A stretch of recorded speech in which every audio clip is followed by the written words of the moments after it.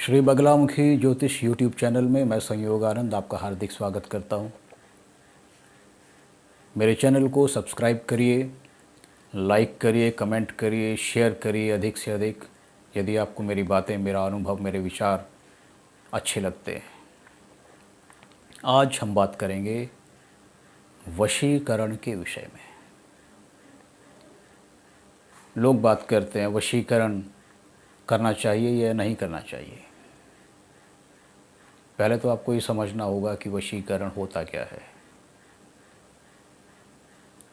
क्या ये शास्त्र सम्मत है, क्या ये काम करता है, क्या वशीकरण वास्तव में होता है।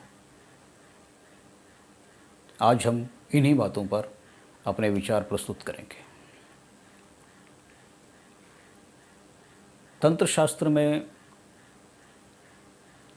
षट कर्मों का उल्लेख आता है, जिसमें मारण, मोहन, वशीकरण, स्तंभन, विद्वेषण, उच्चाटन, और इनके साथ में एक निषेधात्मक आज्ञा भी वहाँ पर दी गई है ऋषियों के द्वारा।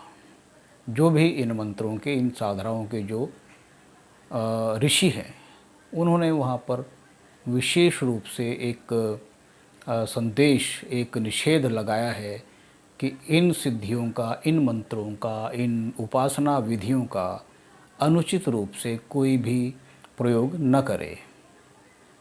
क्योंकि यदि आप कोई भी इन मंत्रों का अनुचित प्रयोग करते हैं, पिछले कई वीडियोज़ में मैंने इस विषय पर बात की है कि मंत्रों का अनुचित प्रयोग लोग किस प्रकार से करते हैं।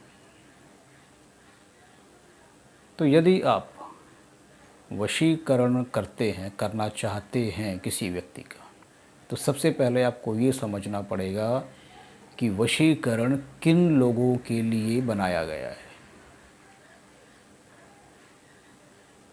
वशीकरण जो मंत्र होते हैं वो काम करते हैं अपने परिवार के सदस्यों के लिए। उदाहरण के रूप में किसी का पुत्र उसके कहने में नहीं है, किसी की पत्नी उसके कहने में नहीं है, किसी का पति परिवार के जो मर्यादाएं हैं उनका उल्लंघन कर रहा है, तो इन उपासनाओं का, इन प्रयोगों का वहाँ पर उपयोग करने का आदेश शास्त्र हमें देता है।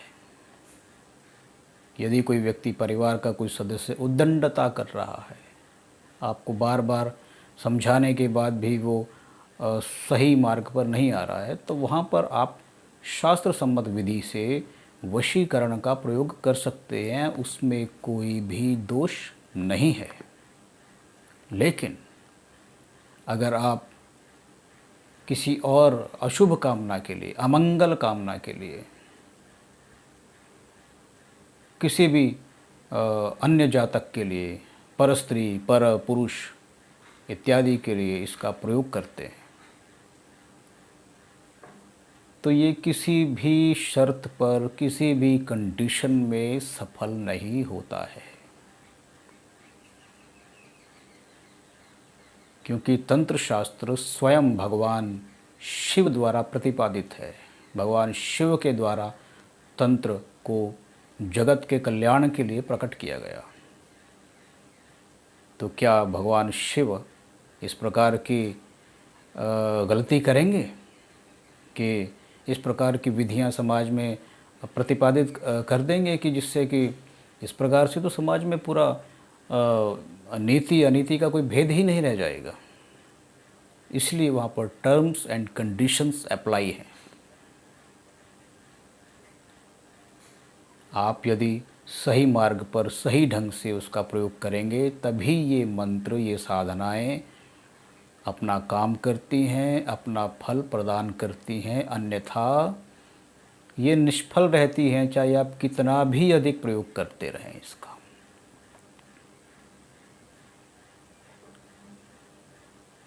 दूसरी बात आती है, जो लोग इस प्रकार के प्रयोग करते हैं कि आओ जी, आप हमको 50,000 रुपया दीजिए, 1 लाख रुपया दीजिए, हम आपका वशीकरण कर देते हैं किसी और के लिए, तो वो आपको बुद्धू बना रहे हैं। जी हाँ, पहली बात तो आपको इस प्रकार की क्रियाओं में लिप्त ही नहीं होना चाहिए कि आप किसी अन्य व्यक्ति, अपने परिवार को एक सीमा में रखने के लिए, मर्यादा में रखने के लिए आप इन प्रयोगों को अप्लाई कर सकते हैं, इनकी शरण में जा सकते हैं। लेकिन बाहरी किसी व्यक्ति को गलत तरीके से अपने आप रूलिंग करने के लिए, रूलिंग पावर, जैसे आप किसी को आप दबाना चाहते हैं, किसी के ऊपर आप अपने को स्थापित करना चाहते हैं, तो उस मनःस्थिति के साथ यदि आप तंत्र शास्त्र में कोई भी प्रयोग करना चाहते हैं तो ये आपकी सहायता नहीं करेगा। परोपकार की भावना से, यदि आप जन कल्याण की भावना से तंत्र की विधियों को उद्धृत करते हैं, इनका प्रयोग करते हैं, तो आपको सफलता मिलती है। तो आशा है कि आपको आपका उत्तर मिल गया होगा कि वशीकरण करना चाहिए या नहीं, और किन स्थितियों में ये लाभदायक होता है और किन स्थितियों में ये निष्फल रहता है। इन्हीं विचारों के साथ अपनी वाणी को मैं विराम देता हूँ। किसी अन्य विषय को लेकर दोबारा उपस्थित होऊंगा। तब तक के लिए धन्यवाद। नमस्कार।